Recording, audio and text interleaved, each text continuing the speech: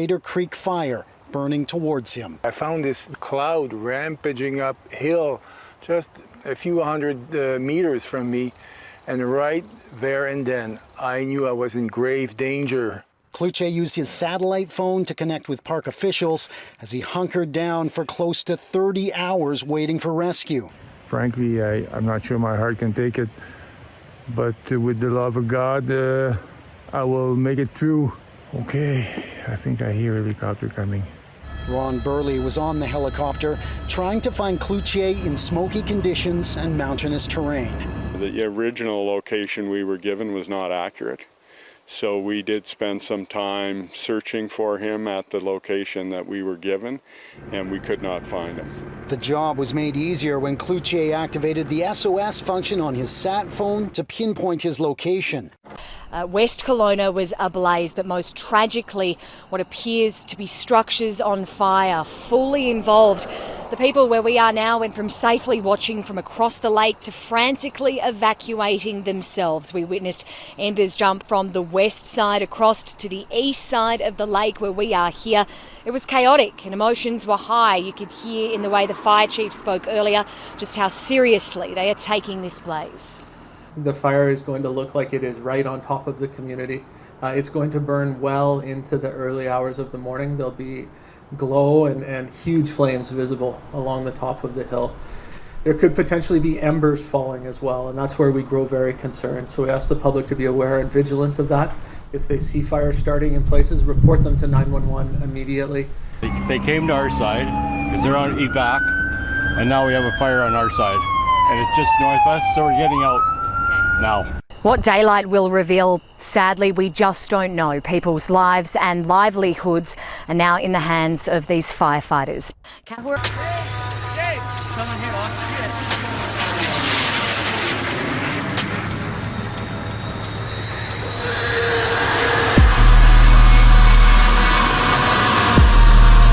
We take crime very seriously. We have people out here that are looking to prevent it. We have the police out here that are looking to catch them after they do it, if we can't catch them in the act. Now at 9, the city of Walnut Creek promising to protect business owners from rising retail crime. Good evening, everybody. Thanks for being with us tonight on Crown 4 News at 9. I'm Grant Lotus. And I'm Vicki Libiakis. Walnut Creek has seen an 18% increase in retail crime in 2023. Tonight, Walnut Creek Police, they held a meeting with downtown business owners to at least start a conversation about retail crime. Trying to sort it out, Crown 4's Matt Harry was at that meeting and explains how they're trying to prevent it from happening and what is next. Walnut Creek Police say they knew they wanted to hold this meeting with business owners after there was an uptick in commercial burglaries in July. There was a pattern in those cases and a suspect was apprehended. But in August, they continued to see more burglaries. Walnut Creek is doing well. Our downtown community is thriving, and we are going to attract, unfortunately, people that are looking to not do good here. Walnut Creek Police and local leaders speaking directly and candidly with downtown business owners. They say while residential and auto burglaries are down, commercial burglaries and shoplifting are increasing. Russell Halston, the loss prevention manager at the Walnut Creek Ace Hardware, says he thinks the statistics are skewed. Retail crime, the statistics are not anywhere near what's really going on. But if you don't call the police, they don't have a statistic, and we've pretty much stopped calling the police unless we have really actionable intelligence. In fact, he says there's shoplifting at his store every day. In a few cases where we've been lucky, like we can see that they used a rewards card or somehow we know what their name is, we reach out and we can reach out to them. We do. And we bill them for the thing they stole. And 100% of the time, they've paid, and then they didn't come back. That's the most important part. Tella's Coffee on North Main Street was burglarized earlier this month. Its owner told us that thieves got away with $450 in cash. The coffee shop has since gone cashless. Police say that while they're working on preventing these crimes, it is important that businesses don't make themselves an easy target. A business owner, it's important to do what you can to protect your business, and do that by making sure that you have good hiring practices and then having good security measures in place. Police suggest things like having an alarm system, limiting the quantity of cash on hand, and having surveillance video. Police have also increased patrols in the downtown area. Some business owners were concerned about the reopening of Broadway Plaza to traffic. City Council member Kevin Wilk, who was mayor when the organized retail theft happened at Nordstrom, says it was time. Now, though, it is a public street. There are public access ways that have to happen there. We do want to see people being able to park more conveniently, especially when it comes to seniors or people that are disabled. And this is really important, so we'll keep an eye on this. Wilkes says they're working with Broadway Plaza to monitor the situation. He says during large-scale events, Broadway Plaza will likely be shut down to traffic to help prevent crime and keep everyone safe. In downtown Walnut Creek, Amanda Harry, KRON 4 News. Bruce Vong is the owner of nearly a dozen different businesses in Oakland. He says each of them are robbed nearly every week, including Quality Tech Automotive Shop at the corner of 16th and International. Just ridiculous. Oakland is no longer Oakland anymore. Oakland has become a war zone. A battleground just to do his own job. Last Thursday, he helped his employees pick up stranded AAA drivers. Within seconds, his tow truck was gone. A person jumped in a tow truck and took off with a tow truck. Once they get in a tow truck, it destroy our camera system. During the course of this interview, he says he saw one of the men walk by. That's another one you need to deal with. Yeah. Breaking every car, breaking every window. The guy who just walked by? Yeah. It's just terrible.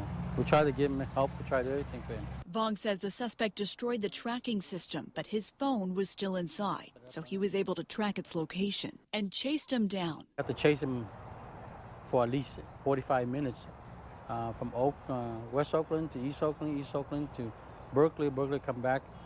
We finally stopped him at Telegraph and 30th to get a tow truck back, but the tow truck got so much damage to it. Vong says he tried calling OPD, but they couldn't respond, so CHP had to show up.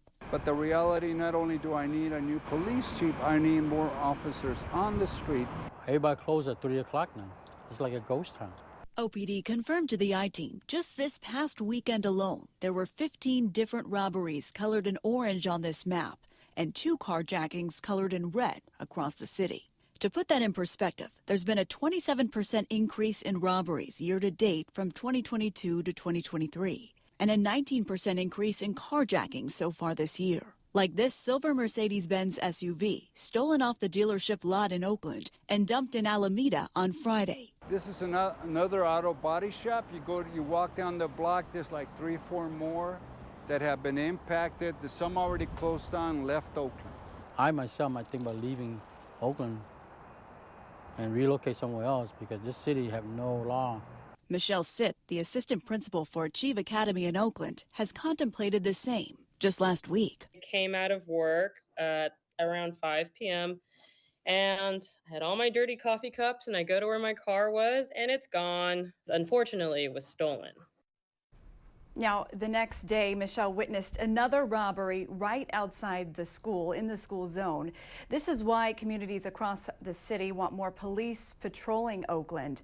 And we tried speaking with OPD today to get some answers on that, but they told us they were unavailable. Dan and Amma, we will certainly keep trying.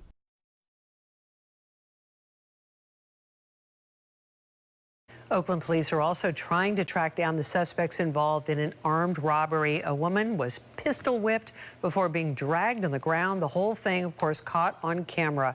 Our KRON 4's Gail Ong has reaction from the neighborhood, and we do want to warn you that some people may find this video disturbing. Surveillance video captured an armed robbery in Oakland. You can see the 2 armed individuals approach a woman, hit her in the face with a gun, and then drag her as she holds on to her items. Oakland police say the suspects got away after someone intervened.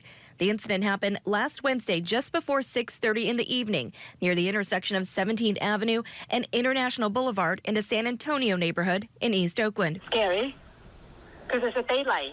It's daytime. This person who works nearby did not want to reveal her identity. She says this video was passed around local businesses to spread the word. We not feel safe in here because even when we work, my coworker did something just when he working on something, and then he turned around. People just steal his tools, steal his everything. It's kind of, they're waiting there for you. The woman also says crime has forced businesses to close in the neighborhood. So we try to talk to the city of Oakland. They need to clean up. They need to do something because around the neighborhood, on the street, a lot of shops are moving out. According to Oakland police, over the last 90 days, the top 5 crimes reported in the city are stolen vehicle, robbery, felony assault, petty theft, auto burglary. Oakland's mayor talked about safety tips this week. The response to crime is very important. We need our officers for that, to solve crime, to really go after the perpetrators, and to actually get justice for the victims. And Mayor Tao went on to talk about efforts preventing crimes from happening, such as ceasefire and Department of Violence prevention investments. Meantime, the Alameda County District Attorney will hold a town hall this Saturday. Gail Ong,